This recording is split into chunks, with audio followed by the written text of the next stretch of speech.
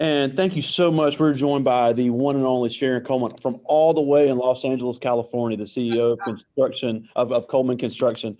We've got a room full here at Velma Jackson High School in Camden, Mississippi. And we're recording this for our friends at Rosa Scott, Ridgeland High School, Germantown High School, and for our YouTube channel. And we are talking about the architecture and construction career cluster. And we've looked at some of the projects that you guys have worked on. And it's just really important for these young people to realize that without construction, we would have no houses, we'd have no businesses, we'd have no transportation. So it is a very important field. And you are one of the very few women in America that is the CEO of a construction company, and a Black woman at that. So just got a great story, and we'd love to hear how you got into this. And we have some questions we'll get to from the kids. But again, Sharon Coleman, we'd love to hear more about Coleman Construction. Okay. Hi. How is everyone? And I thank you guys for asking me to be a speaker today. I really appreciate it. Coleman Construction got started. Funny part, basically, I give all the credit to God, to be honest. When I went to take my test for, I kind of took the test sort of like on a dare, but not technically on a dare. When I was in college, I needed a job. And a family friend of mine had a construction company, and he asked me to come and help him out. So what I would basically do would watch the guys and make sure they stayed working the whole time he was gone, or the whole day. He had a tendency to hire guys that when he left the job, they wouldn't move the job along. They prolonged the job because they got paid by the hour. And so he needed somebody to manage them, and that was me. And I did that for a couple of years, and I did that for him. And if he wasn't busy, some of his other friends. And so years later, I decided that wasn't what I wanted to do. Construction wasn't what I wanted to do, because I had a grandmother who was telling me that I needed a different type of job. She didn't understand the construction world. So she wanted me to be in the corporate world. So I left construction to go into the corporate world, and stayed in the corporate world, I guess about 8 to 10 years, I believe it was. And working for a big company. Years ago, there used to be a company called Xerox. They did a major layoff, and I was part of that layoff, and I found myself back in construction. So I had enough experience in order to take the test here in the state of California. You need to have a minimum of 4 years of construction experience before you can even take the test. Wow. I had that experience. So I went to get a certificate, my construction certificate, because that's what I seen everybody else in my field had, a construction certificate with their name on it. In hindsight, I was so busy, because then I got a general license, which is a general construction license. So I'm able to do a complete building from ground up. Wow. So you had to know all the electrical, all the plumbing, all the building codes. And I was so busy, engrossed in being a mom, because at the time I had 2 kids. So between being a mom, taking care of my kids, getting them to school, making sure they do homework once they go to bed, I studied for the test and still would work in the morning, in the daytime. So I was so busy focused on that, I didn't think about what that certificate meant. And in actuality, what that certificate meant was a whole company. So when I passed the test, they said, "What's the name of your construction company?" And I was immediately surprised. But the blessing part is, here in Los Angeles at that time, they had so many agencies that was doing business startup classes, that I was able to jump into one of those classes.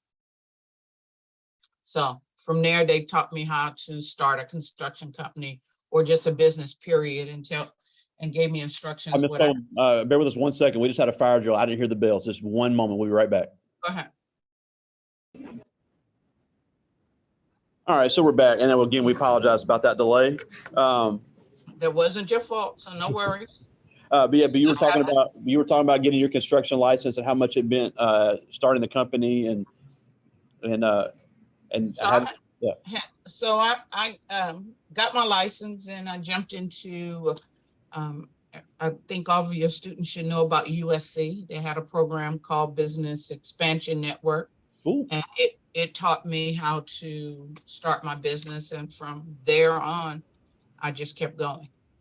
That's awesome. And like I said, we looked at some of the projects you've done, which is, it's not just building a house or a duplex. You guys have done airline hangars, bridges, libraries, roofing. I mean, it really runs the gambit of all the construction skills. And I think it's important for anybody that's with me now and watching later, that it's not, you see on TV, you think construction worker is just a big muscular guy with the tool belt on, but there's a lot of planning that goes into it. There's a lot of technology that goes into it, and a lot of really important trade skills that, this field depends on.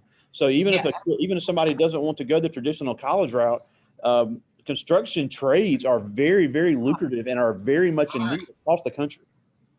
Very lucrative. So yes, you are correct. There are so many different areas. You can be an engineer, because somebody got to draw these plans for these buildings. We just don't go out there and say, oh, this is the building we're building today. No. Somebody got to draw it up. Somebody got to engineer it. We have safety people. We have supervisors. We have foremen. We got so many different trades in construction that you can go into and actually never have to pick up a hammer. Wow.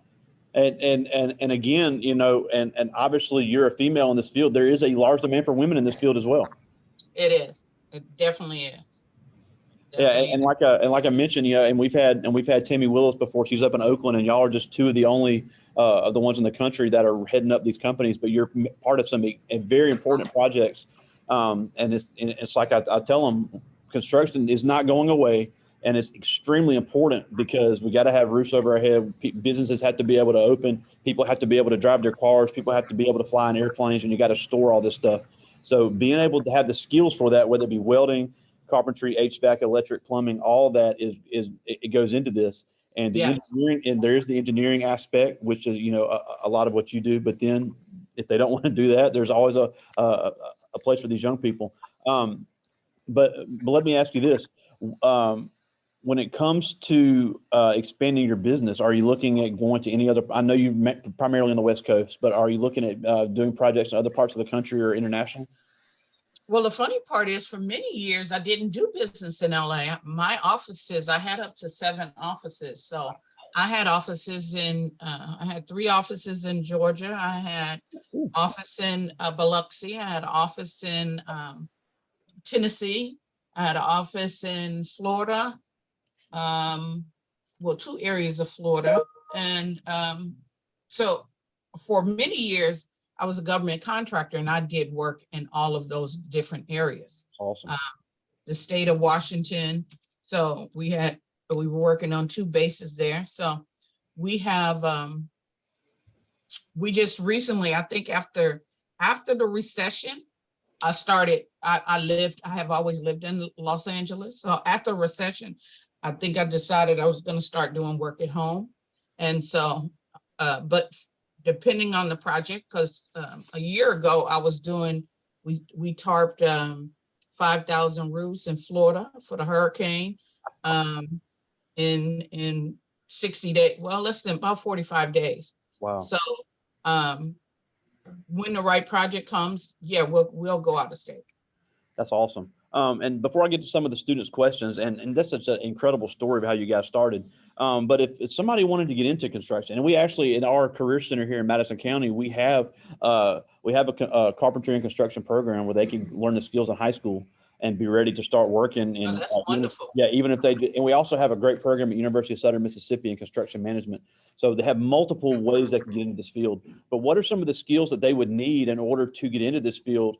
whether it be on the engineering side or on the trade side? Well, on the trade side, most of the time you have to go through some type of boot camp.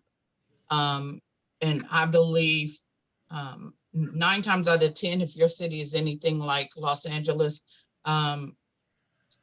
there's boot camps all around. Yep. So you go through the boot camp, and once they train you with the basics, then you can move along. That boot camp will give you the next steps.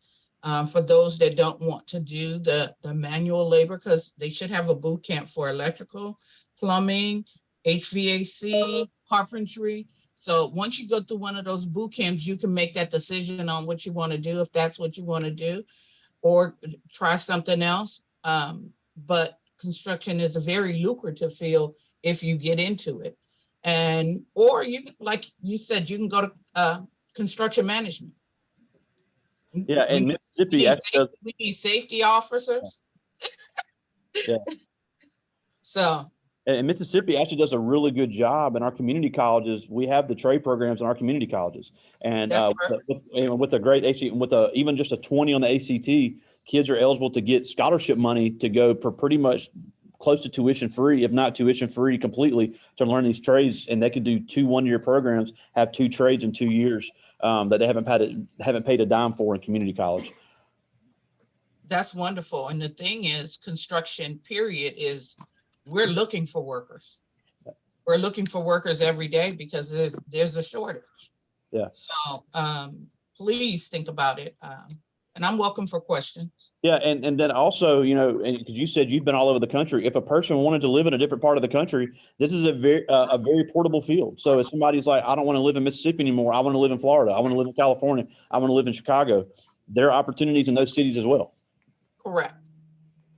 No, but I do have, and I'll get to as many of these as I can. I got some great questions, and these are all 9th graders, and the fact that they're thinking about this stuff is really impressive. But the first one is Caitlin McGee, and she asked, what is the biggest project you've ever worked on? The biggest project I've ever worked on, I think it might have been that past Army project where I did the 5,000 roofs for the government. I think that project was something, because my other projects were a cluster of different projects that were smaller.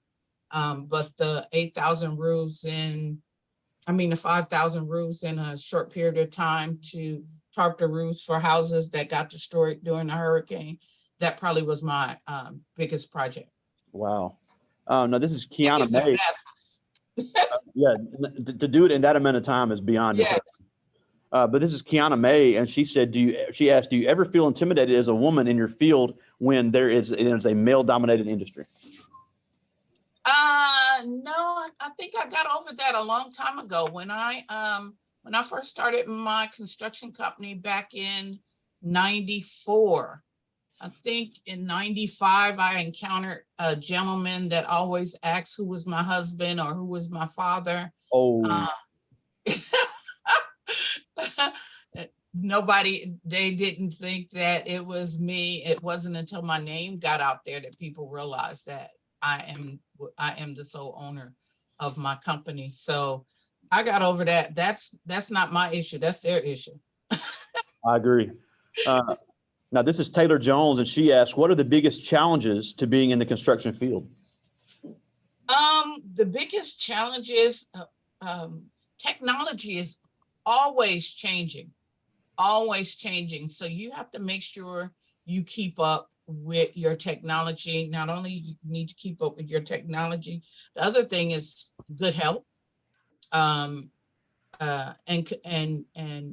you got to hire, for construction, you got to hire a good estimator so that you can estimate your job properly so you can make money and keep going. Absolutely. So that is one of the key things. And the other challenge in the construction industry is the pay period for us contractors like myself. Depending on the project you get on, you could get on a project that takes a long time to pay. That's another hindrance because that means you're fronting the job. But other than that, it's every business you go in, you're going to have a challenge. Nothing is going to be easy. So you just have to fight through those challenges and keep going. Oh, absolutely. This is Javon Ray, and he asked, what projects have you done? What projects have you done do you feel has most impacted your community? Projects I've done that most impact my community. Here I do projects for neighborhood housing, and that is for low income and seniors. So to go in and fix a senior citizen's house and make it better for them, that to me is an impact. That's awesome. And there's Out of all the projects that I do, I'd rather see a senior citizen be happy in something that I helped them out with than a street project. I mean, it's good and all, and it helps the community, but the impact of a senior is high on my list.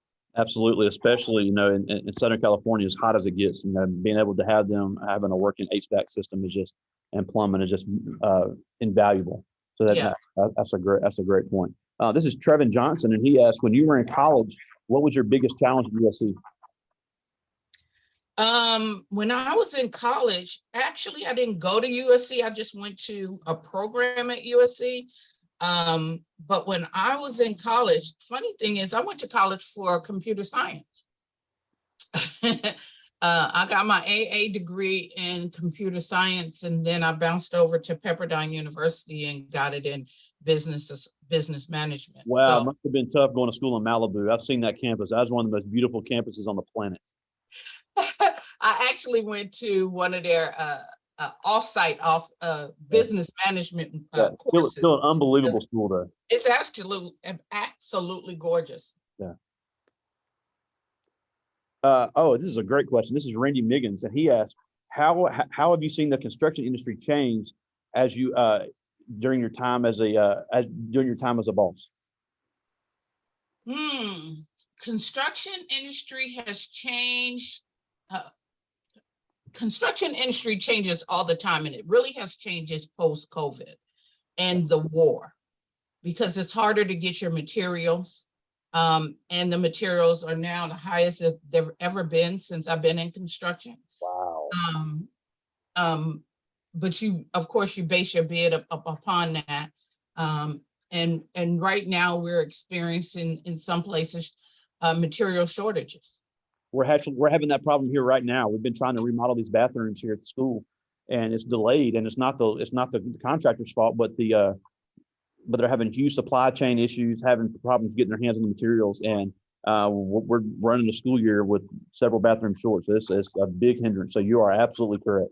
Yeah, so that's the change that we see coming. And so, with that change for students like you guys would be to figure out ways to design products where we don't have these delays. Wow. So. Yeah, and that's easier said than done. That's going to be one of the most monumental tasks ever. I just got one more from the students, and this is Destiny Smith, and she asked, "Is it hard being the boss?" The funny part is I don't think of myself as the boss. I'm just a regular person who have been blessed to own a construction company. I don't have that title as the boss. Because the title is nothing more than a title. It's how you treat people, and you give respect, and they give respect back to you, and you be humble. You can't have a bossing people around. They ain't gonna want to work for you. Yeah, and I think your resume and all the awards you've won speak for themselves. I mean, you're just one of the most decorated businesswomen in California, and it's well deserved. But we're almost out of time. We thank you so much for joining us, fitting us in your schedule. I know you got a lot going on. But before we go, I have a room full here of young Black kids here in Mississippi, and they're going to face challenges. Of course. Even though you're in a different part of the country, you still have to face the same challenges that these young Black students have to face. So even if they never want to get into construction, if they never want to own their own business, these obstacles are going to come, and it's not right and it's not fair, but we all know it's true.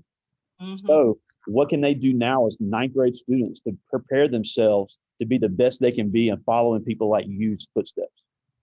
So I would say that typical quote, stay in school, but not only stay in school, pay attention, get good grades, and try and figure out what it is that you want to do. What construction happens to be something that I love. I love taking something and taking it from point A to point B. Find something that you love and are passionate about, and then put your all to it, knowing that you will face challenges, and no matter what you do. So don't never give up. Just there's a key thing. If there's a will, there's a way. So you got to have the will to want to do better, want better, and succeed. So as long as you keep that will going inside of you, then you should and know what your passion is. Don't just do anything because somebody else is doing it. Don't do that one, because you'll never be happy and you'll go down the wrong road. Yeah. So yeah, you see that a lot with kids going to the wrong college. That's a very mistake. Yeah. So do what's passionate for you, not what's passionate for somebody else. Absolutely. And you can't worry about what somebody else think about you, because it's your life. You only got one, and you got to live it the way you want to live it. Absolutely. I love it. So again, thank you so much for joining us. Before we go, tell us where to find Coleman Construction online. www.colemancon.com. You guys have a wonderful day, and thank you for allowing me to visit your classroom. Thank you so much. Have a great day. All right. Talk to you soon, my friend. Bye-bye. See ya.